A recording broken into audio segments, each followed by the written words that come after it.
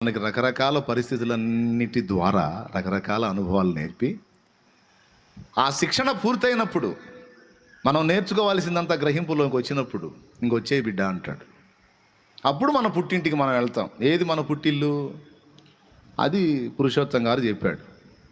మోక్ష నగరు మా పుట్టిల్లు. ఏమండి, నీ ఫ్రెండ్స్ ఎవరు అంటే, నా ఫ్రెండ్స్ దూతలండి, దేవదూతలే.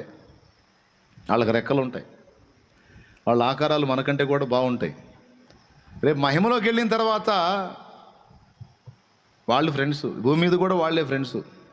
దేవుడు స్నేహితుడు, దేవదూతలు స్నేహితులు, మనతోనే ఉంటారు, మనకు కనపడరు. కాకపోతే మీరు ఎప్పుడైనా గుర్తుపెట్టుకోండి, మీరు అనుభవిస్తున్న సకల సమస్యలు, శ్రమలు, వేదనలో కూడా మీరు వెళ్తున్నప్పుడు మీరు సింగిల్ పర్సన్ అనిపిస్తుంది మీకు, కానీ కాదు.